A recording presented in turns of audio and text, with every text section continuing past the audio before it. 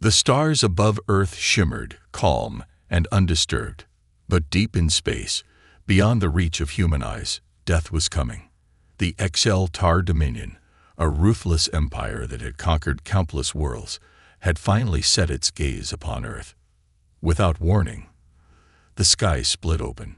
Giant alien warships emerged from the void, their dark metal bodies swallowing the sunlight. They moved like hungry beasts, descending upon Earth with terrifying speed. Within moments, the first explosions rocked the planet. Cities turned into firestorms. Skyscrapers crumbled like sandcastles. Millions screamed, but their voices were lost in the chaos. In New York, a young boy clutched his mother's hand as the ground trembled. Above them, HFY ships fired plasma beams, turning entire blocks into smoking ruins. In Beijing, soldiers tried to fight back, but their weapons were useless against the alien armor. Across the world, the same nightmare unfolded. The invasion was not a battle. It was a massacre. From the safety of their warship, the HFY commanders watched with cold satisfaction. To them, humanity was nothing more than another weak species, another world to claim. A message was sent to every human device, every screen, every radio. Kneel before your new masters. Earth belongs to the HFY Dominion. But Earth did not kneel. Deep beneath the burning cities, in a hidden military bunker, the leaders of the United Terran Command gathered. The air was thick with smoke, sweat, and fear. Screens showed live footage of the destruction. The HFY had come with overwhelming force. They had struck hard and fast, leaving no time for defense. Admiral Kane stood at the center of the room, his face hardened like stone. He had fought wars before, but nothing like this. His eyes moved from screen to screen, watching his people die. His hands clenched into fists. Beside him, a scientist whispered, "We have to surrender." A general shook his head. "We can't win this. We don't have the firepower." Kane's voice cut through the air like a blade. "If we surrender, we die. If we fight, we might survive." The room fell silent. The HFY believed Earth was weak. They thought this war was already won, but they had made a mistake.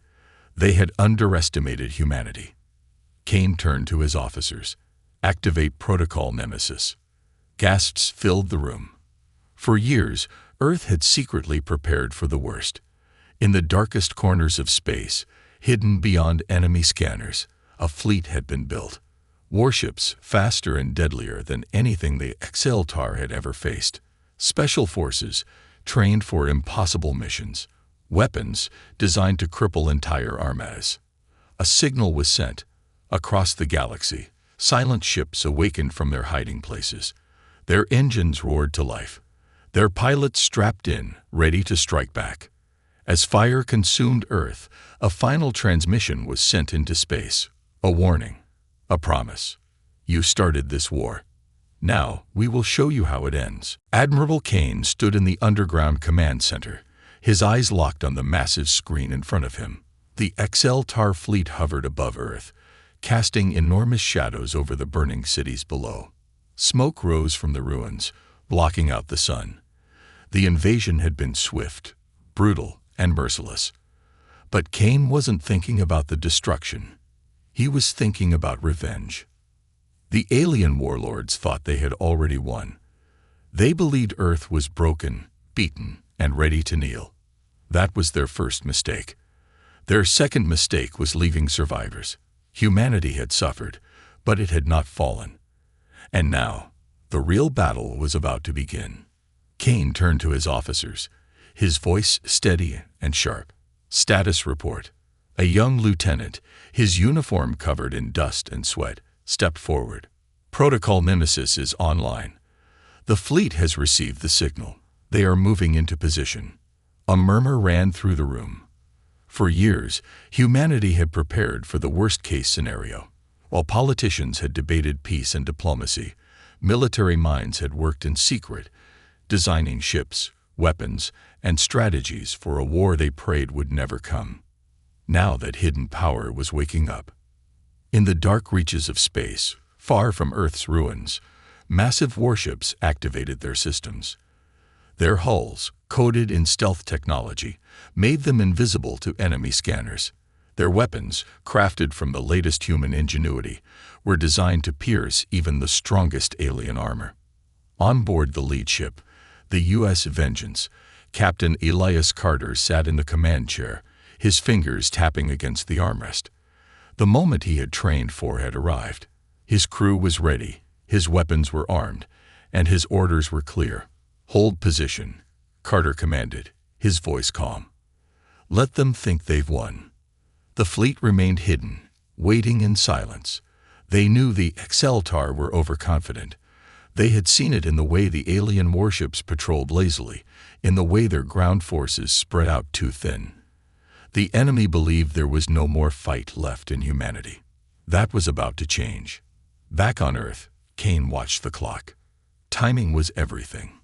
If they struck too soon, the Exceltar would recover. If they waited too long, more lives would be lost. He pressed a button on the console in front of him, opening a direct line to Carter. "Begin Phase 1. A low hum filled the air as Earth's remaining defenses powered up. Old satellites, once used for communication, now became weapons. Hidden missile silos, buried deep underground, opened on every continent. What was left of Earth's military stood ready. Then the attack began. The satellites fired first, sending high-energy pulses straight into the heart of the Exceltar command network. Enemy communications flickered. Their targeting systems glitched. For a moment, the invaders hesitated, confused. That hesitation was all humanity needed. Missiles shot up from the surface, striking the lowest-hanging warships. Explosions ripped through the sky. The Exceltar fleet scrambled to respond, their arrogance turning into panic. But before they could reorganize, Carter's fleet made its move. The U.S. Vengeance and its sister ships roared out of the void like ghosts, appearing out of nowhere. Plasma cannons fired, slicing through the enemy ranks. The once invisible fleet became a storm of fire and death. Carter's voice rang through the comms. "Show them what real war looks like." His warships tore through the enemy's formation with deadly precision. Human pilots, trained for this exact moment, danced through space, their smaller ships outmaneuvering the larger alien vessels. Exceltar warships exploded one after another. On the ground, the battle shifted. Human strike teams, equipped with stolen alien technology, launched ambushes on enemy strongholds. They moved like shadows, cutting through the enemy with brutal efficiency. Exceltar warriors, once confident in their superiority, found themselves hunted. The tide was turning. In the underground bunker, Kane watched the screens with cold satisfaction. The Exceltar had underestimated humanity's resilience. They had believed Earth would break. Instead, they had awoken something far more dangerous. A desperate transmission came from the Exceltar flagship. Their commander, a towering creature with obsidian black skin and glowing red eyes, appeared on the screen. What are you?" It snarled, its voice filled with fear. Kane leaned forward, his expression unreadable. "We're the ones who finish wars." Then he gave the next order. Phase 2. No mercy. Darkness spread across the battlefield, both in space and on the ruined streets of Earth. Fires still burned in the cities below, sending thick black smoke into the sky. But now the screams of humanity had been replaced by something else. Silence. A deadly silence. The Exceltar had never known fear. For centuries, they had conquered worlds without resistance, crushed entire civilizations under their might, and forced species into submission. They did not understand defiance. And yet, for the first time in their history, they felt something unfamiliar creeping into their minds. Unease. Aboard the Exceltar command ship, High Warlord Varzol paced inside his war chamber. His claws tapped rhythmically against the metal floor as he watched the battle unfold on the screens before him. His forces should have crushed the humans by now. Earth should have been a burning husk, its people begging for mercy. But instead, Something impossible had happened. The humans had fought back. They had attacked with a precision and brutality that the XLTAR were unprepared for. Their technology was primitive, but their tactics were devastating. They had used deception, striking from the shadows, disappearing before retaliation. Entire XLTAR battalions had gone silent, their warships vanishing into the darkness of space, never to be heard from again. This was not war as the XLTAR knew it. This was something else. Something terrifying. Varzol's second in command, a towering brute named Korin, stepped forward, his 4 yellow eyes narrowing. Their fleet should not have been this advanced. They were supposed to be weak. Varzol bared his fangs. They were weak. He gestured at the screens. Now, they are something else. At that moment, another alarm blared through the ship. More XLTAR warships had gone dark. Their signals had simply vanished, as if they had never existed. The High Warlord's claws dug into the armrest of his throne. "Where are they?" he growled. No answer came, because there was no answer. The humans had disappeared into the void, into the very shadows of space itself. Deep in the darkness, aboard the U.S. Phantom, Commander Rourke sat in absolute silence. The ship was designed for one thing: hunting. No lights, no signals, nothing that could be detected. It was invisible, a ghost in the void. And right now, it was stalking its prey. Through the viewing window, the massive XLTAR fleet loomed ahead, their enormous battleships casting long shadows across the stars. They were searching, scanning, desperate to find their attackers. They never would. Rourke leaned forward, his voice a whisper. Target locked. The U.S. Phantom and its sister ships fired in unison. Beams of concentrated energy sliced through the XLTAR warships like knives through flesh.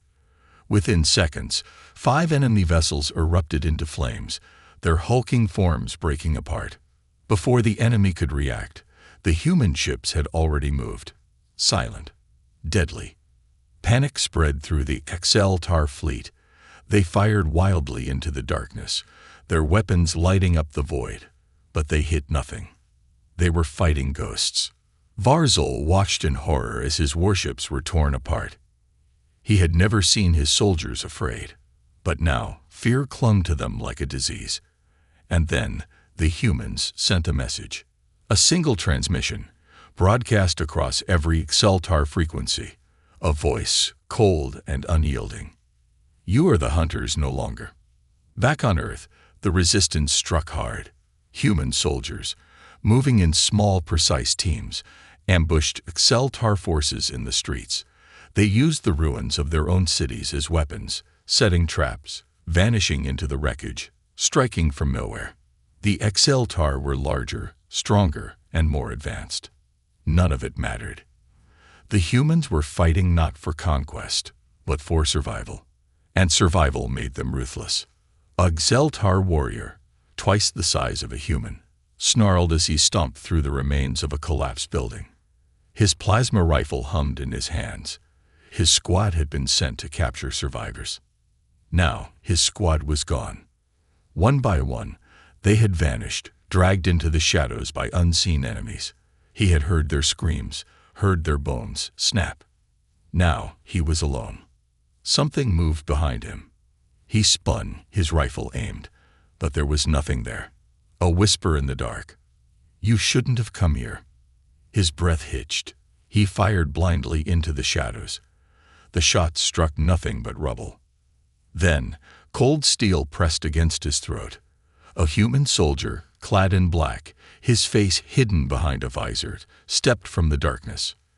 The XLTAR warrior had time for only one thought before the knife sliced across his neck. The humans weren't fighting a war. They were hunting. Across the battlefield, the tide continued to turn. The XLTAR were breaking. Their warships fell. Their warriors vanished, taken in the night. Their arrogance had been their downfall. Back in the underground command center, Admiral Kane watched it all unfold. His face remained unreadable, but deep inside, he felt something stir.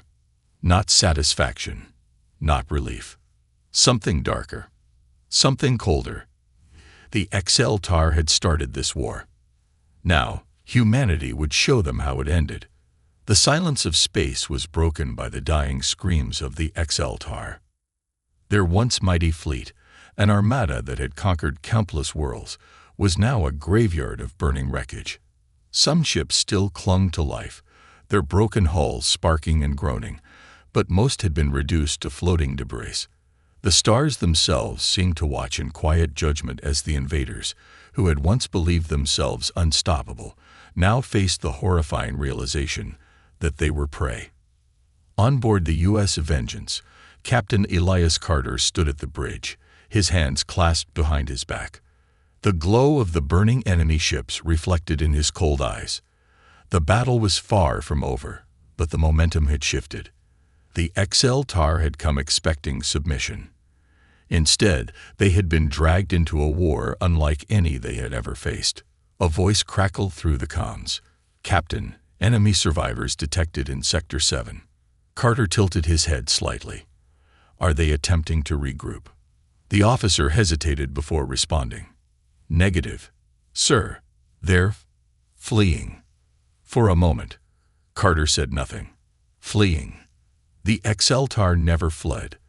Their doctrine was built on overwhelming force, on absolute domination. Surrender was unheard of. Retreat was unacceptable. But now, their warriors were breaking. Their commanders were faltering. Carter turned to his weapons officer. "Let them run," he said quietly. "I want them to carry a message back to their people." The officer swallowed. "What message, sir?" Carter's lips curled into a grim smile. "Tell them Earth is where empires come to die." Meanwhile, on the ruined streets of Earth, the battle raged on. XL-TAR war machines stomped through the rubble, their plasma cannons blasting away at anything that moved. Human resistance fighters, outnumbered and outgunned, fought from the shadows. They struck fast, using the ruins of their own cities as weapons. Every alley was a trap, every collapsed building a sniper nest, every destroyed highway a battlefield waiting to be sprung.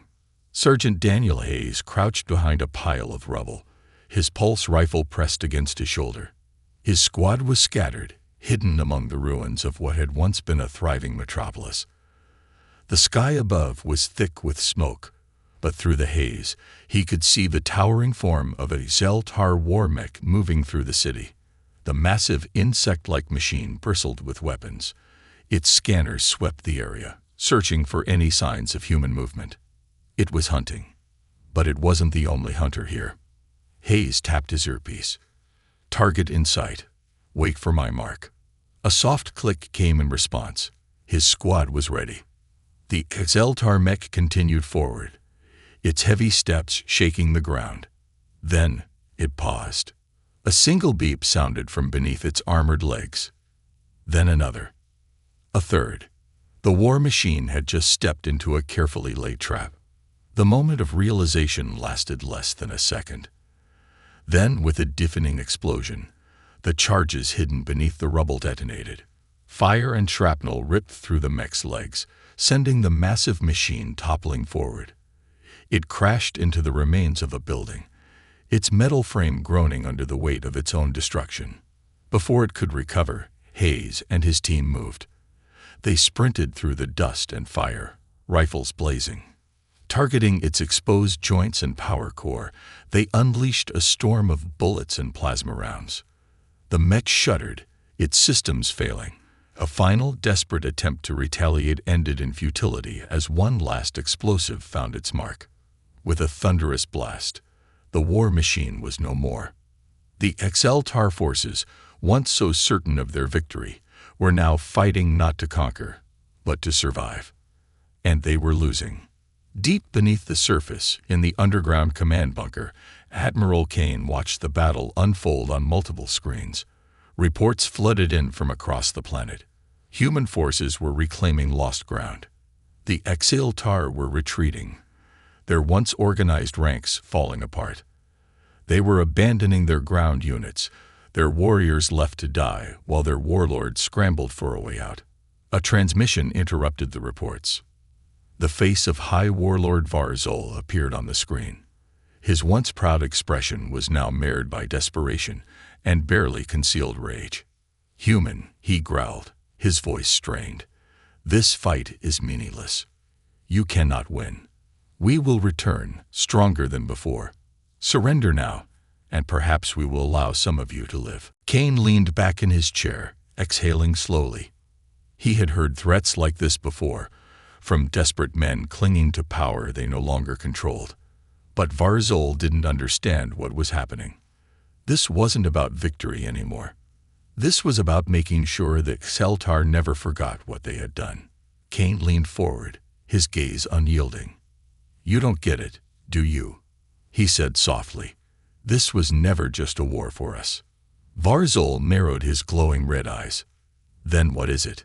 Kane's voice was as cold as the void. "A reckoning." Before the Xeltar leader could respond, Kane cut the transmission. There was nothing more to say. Humanity would not stop. Not until every last Xeltar warship had been torn apart. Not until every invader was buried beneath the very soil they had tried to claim. This wasn't just about survival anymore. This was about making sure no one ever dared to threaten Earth again. The battlefield had changed. The Xeltar had come expecting swift victory. They had envisioned a broken species, helpless and afraid, bowing before their might. What they got instead was a nightmare, one they could not wake from. Across Earth's shattered cities, human forces moved like ghosts through the ruins, striking with deadly precision. What remained of the Xeltar's once dominant invasion force was now reduced to scattered units, confused and leaderless, their war machines burning in the streets. Their air support had been torn apart. Their communications were scrambled. Their warlords had begun to retreat. But there was nowhere left to run. On the outer edges of the solar system, the last remnants of the Xeltar fleet desperately tried to regroup. Warships, battered and leaking fire, limped toward an escape route. Their commanders barked frantic orders, demanding retreat, ordering ships to warp out of the system before it was too late. They never made it. A shadow loomed over them, the human retribution fleet. What had once been a hidden force, lying in wait beyond the reaches of Earth's defenses, now revealed itself in full. Gigantic warships, each bristling with weaponry, emerged from the void like specters of vengeance. Their arrival sent a ripple of panic through the Xeltar survivors. They had come to conquer. Now, they begged to escape. Aboard the U.S. Vengeance, Captain Elias Carter watched from the bridge as enemy ships desperately tried to flee. His expression was unreadable, his hand steady as he observed their pathetic attempts at retreat. His fleet had waited for this moment, had planned for it, had stalked their prey until fear had hollowed them out from the inside. The Xeltar had already lost. They just didn't know how bad it was yet. A transmission came through. The voice of an enemy commander, strained and broken. "This is Commander Counterattack of the Imperial Fleet. We request a ceasefire. We surrender. Please, we only ask for mercy." Carter remained silent. He let the words hang in the air, let them settle. Then he leaned forward, his voice a blade cutting through the transmission. "There is no mercy." And with that, the sky ignited. The human fleet descended upon the enemy like an unstoppable force of nature. Railguns thundered, plasma lances seared through Xeltar armor, and torpedoes tore apart the remaining warships. It was not a battle. It was an execution. For every city the Xeltar had burned, 100 of their own warriors now burned in the void. For every human life they had taken, 1,000 of their own were now erased. This was not revenge. This was balance being restored.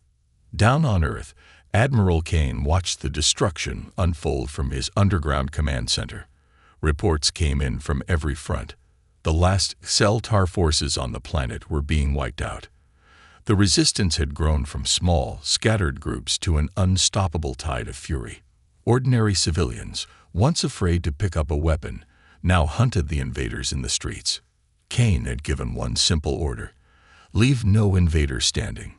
The Exceltar, who had once believed they were superior, now found themselves running, their towering warlords cowering behind wreckage, their elite warriors begging for extraction that would never come. There was no pity.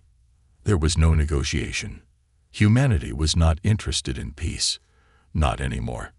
In the remains of a destroyed skyscraper, Sergeant Daniel Hayes wiped the sweat and blood from his face, his breathing heavy.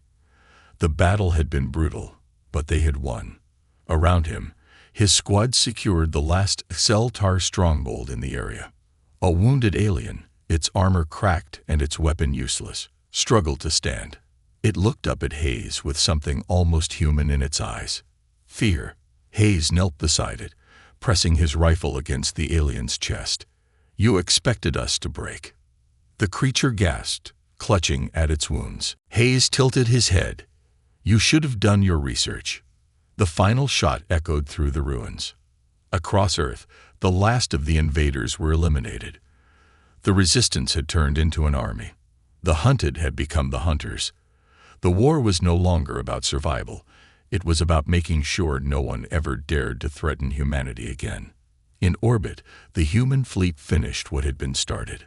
The last Exceltar warship, its engines failing and its crew in full retreat, sent one final desperate transmission back to its homeworld. A warning. A plea. A message drenched in terror. Do not return. Earth is death. And then the void consumed them. The war should have ended. The Exceltar had come as conquerors, believing Earth would fall as so many other worlds had before it. But instead of submission, they had found defiance. Instead of fear, they had met fury. And now, instead of ruling over a broken species, they were being hunted to extinction. Across Earth, the last remnants of the Exceltar invasion force had been wiped out. Their towering war machines lay in smoldering heaps, their warriors buried in the rubble of the cities they had sought to claim. No surrender was accepted. No mercy was given. Humanity had suffered too much, lost too many. The only acceptable outcome was complete annihilation of the enemy. But Earth was not enough. The Exceltar homeworld still stood, and humanity had no intention of letting it remain untouched. Aboard the U.S. Vengeance, Captain Elias Carter stood at the bridge, his eyes fixed on the holographic projection of the enemy's star system. Their homeworld, Excelnera, was a planet of towering obsidian spires and crimson skies. It was heavily fortified, surrounded by an armada of warships that had never known defeat, until now. Carter's voice was calm, but there was no mistaking the weight of his words. They sent their best to destroy us. He turned to his officers, his expression unreadable. Now we send our best to erase them. The human fleet moved like a storm through the blackness of space. Dozens of warships, their hulls still scarred from the battles over Earth, burned through the void, heading straight for Excelnera. It was not an invasion force. It was not diplomacy. It was an execution. On Excelnera, alarms blared as the human fleet appeared on their long-range scanners. The Exceltar High Council, composed of the oldest and most ruthless warlords of their species, gathered in a towering citadel in the capital city. Panic spread like wildfire. "The humans are coming," one counselor hissed. His mandibles twitched, his claws clicking against the stone table. "This is impossible. They were meant to be exterminated. They were supposed to be weak." Another counselor growled. "They were supposed to fear us." But there was no fear in humanity anymore. Only vengeance. From the skies above Excelnera, the first human strike came without warning. Orbital rail cannons fired tungsten rods at hypersonic speeds, each one slamming into the planet's surface with the force of a meteor strike. Entire sections of the capital city were reduced to craters, shockwaves ripping through the enemy defenses before they could even respond. The Exceltar fleet scrambled to engage, but they were already too late.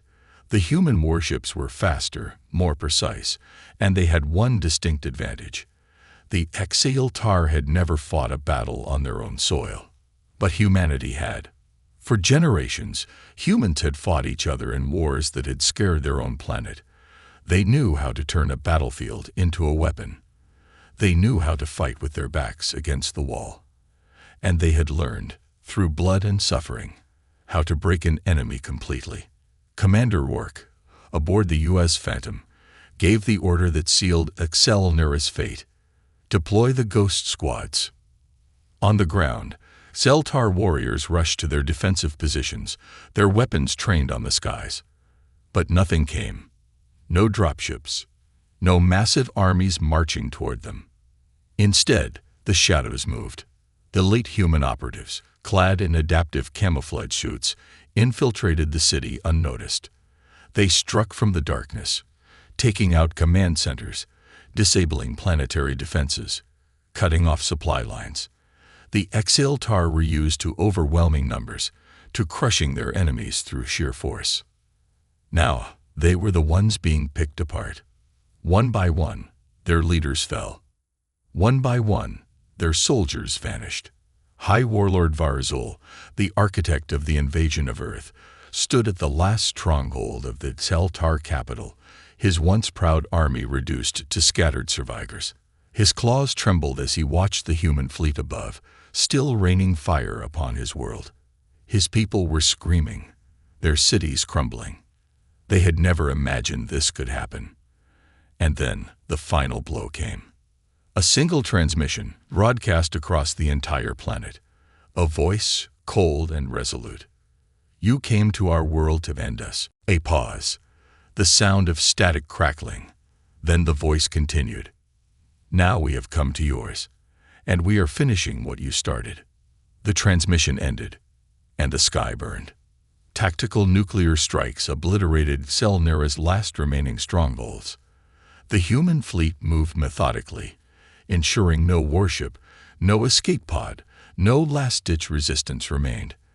The Exceltar, a species that had ruled over countless civilizations, were now nothing more than whispers in the wind. And as the final explosion engulfed the capital, Captain Carter watched from orbit, his voice quiet. They chose war. He turned away from the burning planet. Now, war has chosen them. The war was over. But the echoes of destruction still rippled across the void. Excelnera, the once mighty homeworld of the Exceltar, was now nothing more than a graveyard. Its towering black spires had been reduced to molten ruins, its crimson skies now choked with smoke and fire. The world that had bred conquerors, that had sent fleets to enslave and destroy, was silent. There were no survivors, no escape. Humanity had made sure of that. Aboard the U.S. Vengeance, Captain Elias Carter stood in the dim light of the bridge, his gaze fixed on the burning planet below. The battle reports had already come in. Zeltar forces were gone. Their warships had been annihilated, their armies wiped out. Not a single distress signal had been allowed to leave the system. No records of the Exceltar remained beyond what humanity chose to keep. They had come to exterminate Earth. Instead, they had been erased. The comms crackled to life. Captain, our forces are securing the last outposts. There's nothing left but rubble and bodies. Carter took a slow breath. Understood. Silence stretched between them. The officer hesitated before speaking again. Sir, do we broadcast the final message? The final message. The warning. The declaration to the rest of the galaxy that Earth was not to be touched. That humanity was not to be underestimated again. Carter's fingers curled into a fist. No, he said at last. The officer blinked. Sir. Carter turned from the viewport, his expression unreadable. We don't need to send a message. The galaxy will figure it out soon enough. Because they would. The destruction of Excelnera would not go unnoticed. Other empires, other warlords, other species that had once looked at humanity as insignificant would see the smoldering remains of the Exceltar. They would see what had become of one of the most feared conquerors in the universe. They would hear the silence where once an empire had stood, and they would understand. Earth had been tested. Humanity had answered. And the lesson was simple. Never again. Years later, the galaxy whispered about the fate of the XL-TAR. On distant worlds, in dimly lit war councils, leaders spoke of Earth in hushed tones, their voices laced with caution. Humanity was no longer an afterthought, no longer seen as a young, weak species waiting to be conquered. They were something else now, a power that could not be broken, a force that could not be stopped, a nightmare waiting to be unleashed upon anyone foolish enough to challenge them. But Earth did not seek war. The fleets returned home. The soldiers laid down their arms. The planet, once on the brink of extinction, began to rebuild. Cities rose from the ashes, stronger than before. The scars of war remained, but they were a reminder, not of loss, but of resilience. Humanity had survived, and the stars would never forget it. Final transmission from Earth, archived in galactic records. To those who watched and did nothing, remember what happened here. To those who think of testing us, understand what will come. We did not seek war, but we do not fear it. If you come for Earth, you will not return.